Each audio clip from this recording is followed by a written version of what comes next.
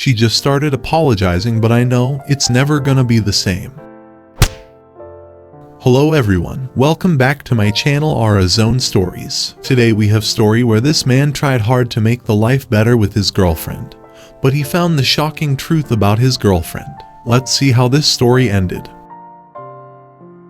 Yeah, I can't believe I'm on this subreddit, to be honest. I hate that I am. Me and my GF have been dating for 5 years. Over the past 2 years, I have been ending myself trying to better my career. As soon as I finished my 9 to 5 p.m. role, I would spend hours on end studying and preparing for interviews. As a result, I wasn't able to give her much attention, but I tried as much as I could. We maybe saw each other every week or once in 2 weeks. Before I started preparing, we used to see each other every day, if not every couple of days. We don't live together. This past week after interviewing, I got my dream job. I was ecstatic, and I thanked her for her amazing support throughout my journey. I got her a gift, a 2-week vacation throughout Europe and her favorite place, Paris, as a token of my appreciation.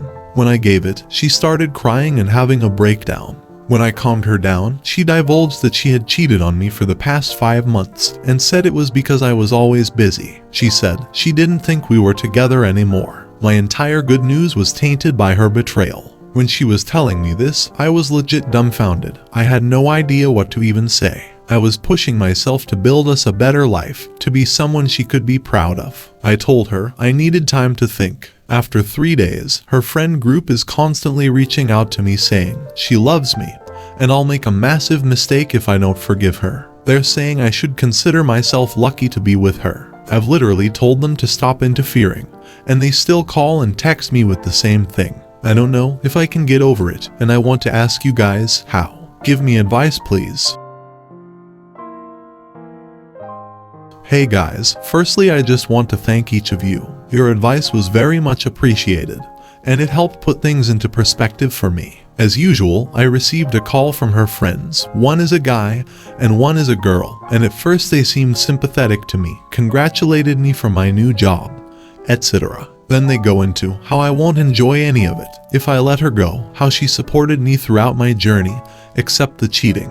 At this stage, I legit lost it. I said things during the heat of the moment, and although this makes me look like fool, I said their lives are so boring that they are interfering in mine, and I don't value their opinions whatsoever. I also said that there is no way that they didn't know what she was doing. They denied it, and I told them stop interfering, because their opinions don't matter whatsoever to me, and cut the call. As for my ex, yeah, I'm sure of it now. We met up this Saturday yesterday. I asked her to go into detail about her cheating. She said she was seeing someone from work, no bedroom activity, but they did do other things for the past 5 months. I asked how it started and why she couldn't end things with me, and her response was the same thing of how I didn't give her time and she thought we were just friends with benefits or something. I again lost it at this point and asked her why she said I love you etc. to me while being with another guy. If we were friends, why did she give me a completely different impression? I told her that I don't want to continue this, and because my job requires me to move across the country,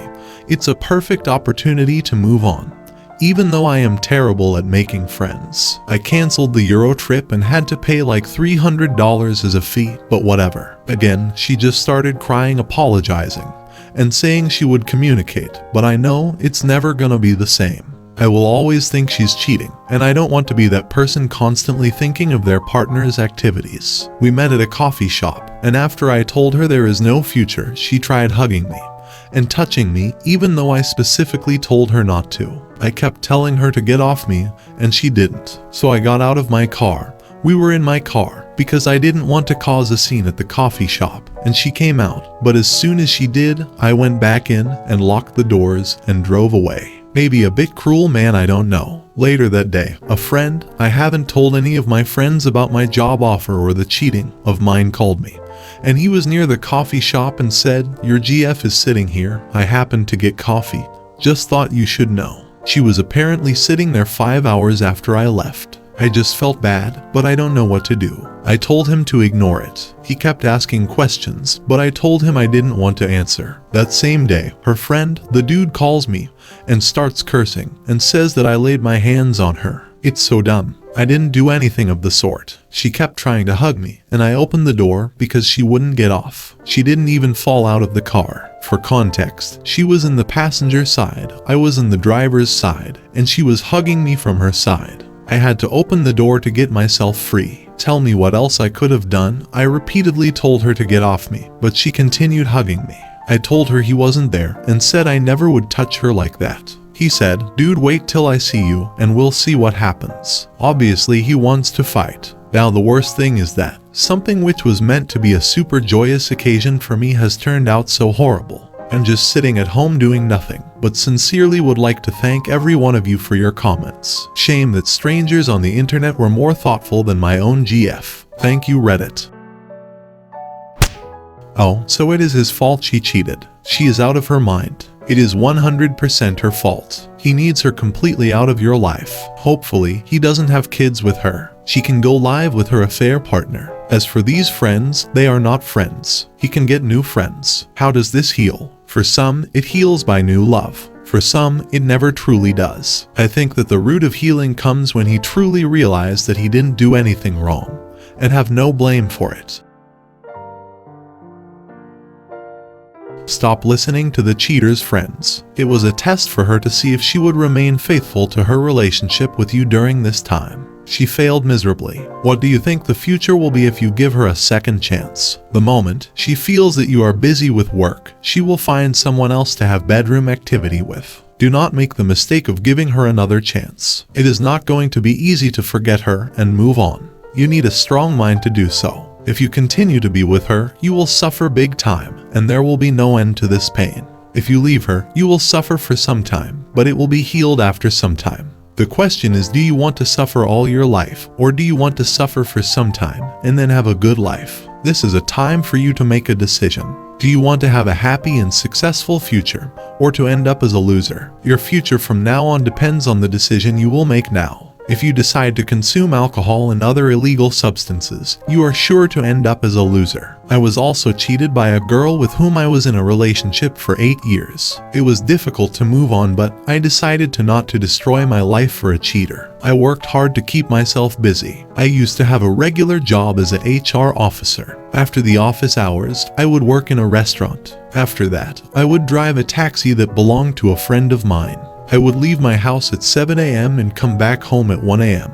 By the time I am back home, I will be so tired that I will take a bath and go to sleep. On weekends, I would hit the gym and then work as a taxi driver. I kept myself so busy that it helped me not to think about her. This helped me in getting promoted in my company to senior roles. This made me more successful. Today, I have a good family and I am very happy. Based on my experience, I would suggest that you block her on all social media and block her number on your mobile. Get individual counseling for infidelity trauma. Work hard. Keep yourself busy with work and exercise. I have heard that boxing is good for healing. Buy yourself some new cloths, perfumes, and get a new haircut. Make yourself look and feel good. Then start casual dating. Do not destroy your life for a cheater. Your life is worth a lot more than that. I wish you all the very best.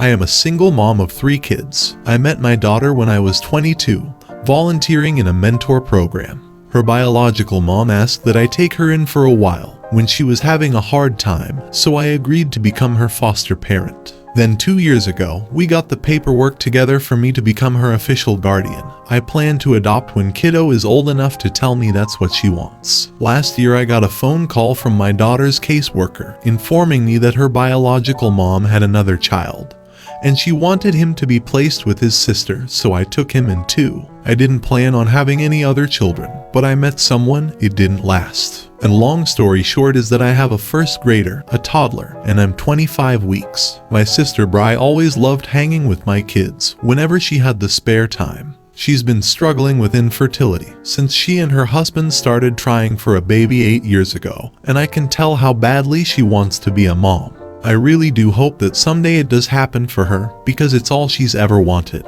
Since I announced my pregnancy though, Bri has been kind of distant. I thought that maybe it was just life stuff, or I was being overly emotional due to hormones, so I didn't really press her on it or anything.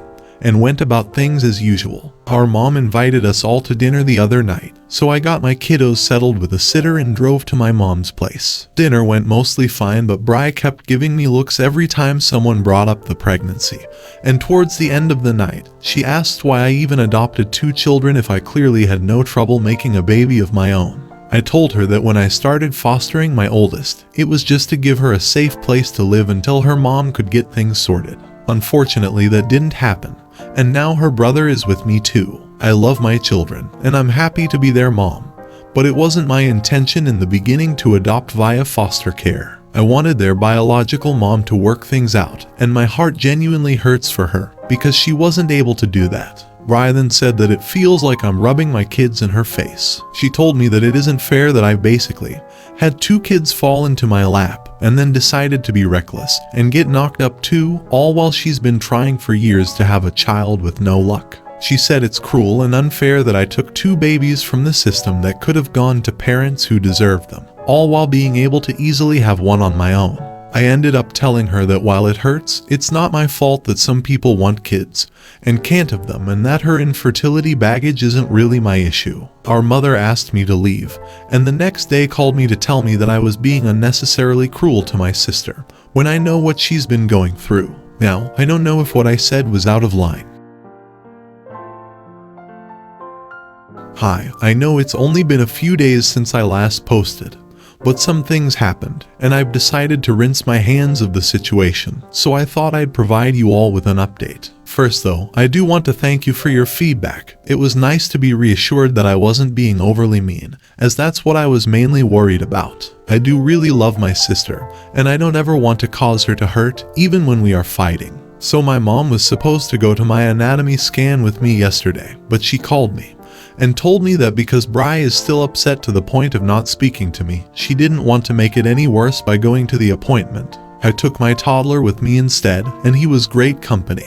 The nurses absolutely loved having him there, and it was easier not to think about the fact that my mom ditched me when I had him to focus on. Mom did text me later wanting to know if the baby was a boy or a girl, and if everything went alright, but I still haven't texted her back, because I feel like I'd just end up getting even more hurt about the situation. I don't think I'm going to try anymore with either of them. I wanted to in the beginning, because I think Bri just needs to talk to a therapist and sort her feelings out, but our mom deciding to skip out on this appointment with me just kinda sealed the deal. I sent Bri's husband a message, since Bri has blocked me, telling them both that I hope things work out for them in all the ways they deserve, and that I am genuinely sorry if I hurt her. I recommended talking to a therapist or a support group of some kind, and said that when Bri has worked through all of the things she still needs to work through, she's more than welcome to call me. My dad found out about the argument, and he's offered to come drive down with his wife to stay with me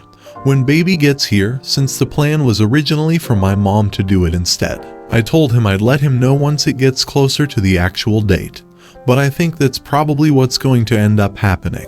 I'm not gonna focus too much on Bri and my mom right now. My kiddos are my priority, and I think what's best is to keep them away from the drama, so I don't plan on allowing Bri or my mom around for a while. Thank you guys again so much for all of your responses, as it was really helpful to have outside perspectives on the situation. It definitely helped me figure out a few things for myself. Edit. Baby number 3 is a little boy. You all are so sweet for asking. Some people have been asking, so I wanted to clarify a few things. My kid's biological mom and I had initially agreed upon me caring for the oldest without any outside court involvement. Just an agreement between the two of us. 2 years after that initial agreement, I was 24, and it was clear that my daughter would be staying with me for much longer than originally intended. So then biological mom and I did mutually decide on court involvement to make the situation official. Neither of the kids were infants when I was granted custody of them. My toddler hung out with the nurses at the front of the clinic while I was in the actual appointment lol. He was too little to be allowed back. I hate situations like this because her mother can excuse what her sister said, but what she said was unnecessarily cruel. I'm sorry that's happened, and I think what she's doing is for the best. Hopefully her mother and sister will come to their sense. I don't think what she said was cruel at all.